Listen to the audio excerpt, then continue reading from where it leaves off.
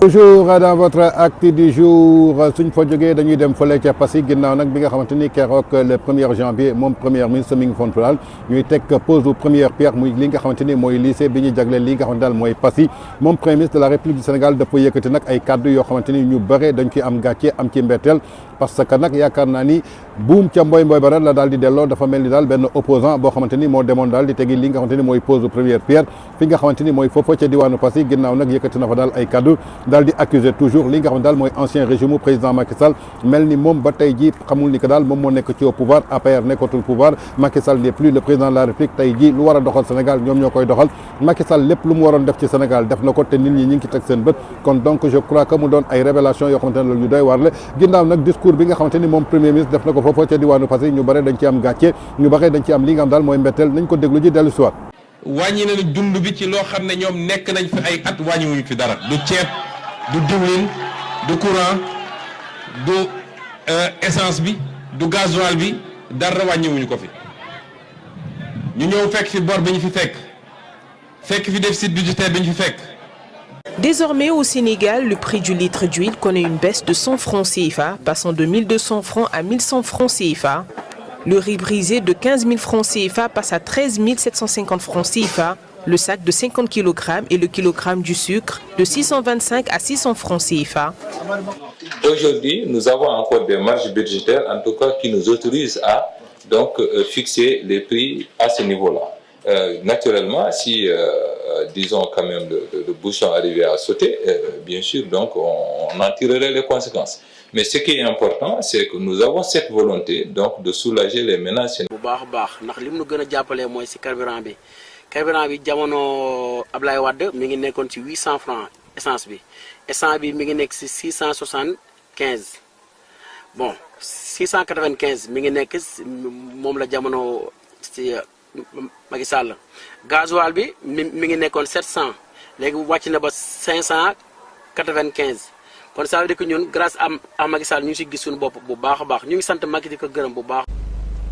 Plus de 350 milliards de francs CFA sont mobilisés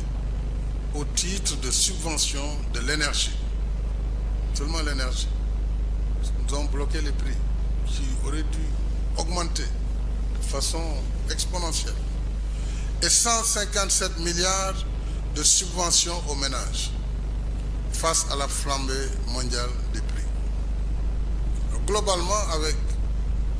la revalorisation salariale et les subventions, l'État va consacrer en première estimation 627 milliards pour soutenir le pouvoir d'achat des ménages. Je crois que c'est historique. Et ça doit être souligné. Sall a annoncé une baisse de 10% du prix de l'électricité dès le premier semestre 2017, après que le pays a connu une nette amélioration de l'offre d'électricité grâce notamment à la mise en service de centrales solaires. Le président Macky Sall a indiqué que l'approvisionnement en électricité avait considérablement augmenté. Les coupures sont passées d'une moyenne de 912 heures en 2011 à 73 heures en 2016. L'année dernière, Sénélec, le fournisseur national d'électricité du Sénégal, a mis en service 270 MW supplémentaires, soit plus de la moitié de sa capacité cumulée. Malgré cette situation difficile, où nombre de pays sont en stagnation ou récession, notre économie reste résiliente. Le classement de World Economics, qui fait autorité en matière de données statistiques, reconnaît en effet le Sénégal comme pays à la croissance la plus régulière sur la décennie 2011-2021. Cette année, notre déficit budgétaire s'est rétréci. Notre taux de croissance, établi à 4,8%, devrait atteindre un niveau sans précédent de 10% en 2023, avec le début d'exploitation de nos ressources pétrolières et gazières. Nos recettes intérieures ont augmenté de 23% au cours de l'année 2022. grâce à la bonne performance de nos régies financières qui ont réussi un taux de recouvrement plus que satisfaisant de 90% par rapport à l'objectif fixé. Ces efforts nous ont donné plus d'autonomie budgétaire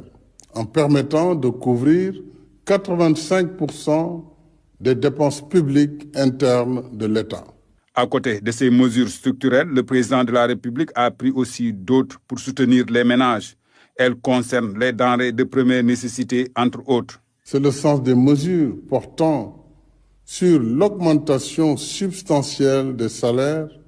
pour un montant cumulé de 236 milliards de francs CFA. La subvention des prix du carburant, du gaz et des denrées de première nécessité pour plus de 750 milliards.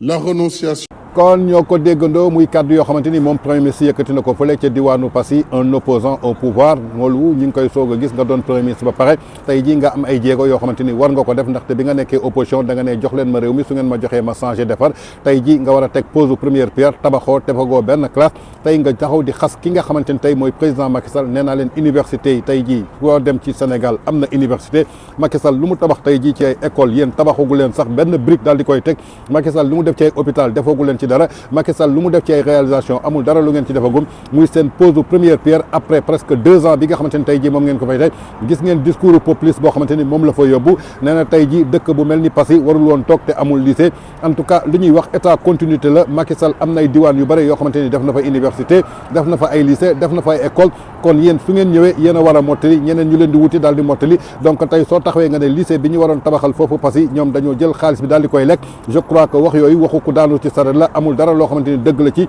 da nga nekk rek ci discours populisme mu doon discours boo xamante ni ñu bare jàppee nañ ko daal discours ñàkk jom ndaxte nit ku am jom am fulla am na ay kàddu yoo xamante ni waroo ko yëkkati ak li nga digle woon sénégalais yi ci juróom benn weer ngeen soppi réew mi ci ñaari at ngay soog a def li nga xamante ni mooy pose première pierre amagul benn brique boo xamante ni tabax nga fa donc amul classe bu fa taxawgum alors que ki ngay waxal tey jii tabax na ay université tabax ay école tabax ay lycée tabax ay hôpitaux tabax ay pont tabax ay stade tabax tey jii ay sphère fële ca Diamniadio ba chaque jour soo amee conférence fa nga koy defee kon tey soo yëkkatee kàddu yi di ko wax je crois que da nga xamul li ngay wax wala da nga nekk ci discours populiste ndaxte ñi lay déglu sax ñoom ñoo ko def xam nañu li ngay wax sax gëmoo ko kon donc mu doon discours bi nga xamante ni jëlee nañ ko ginnaaw leaderu parti Pastef yi mu yëkkati fële nga xamante ni mooy ca diwaanu Passy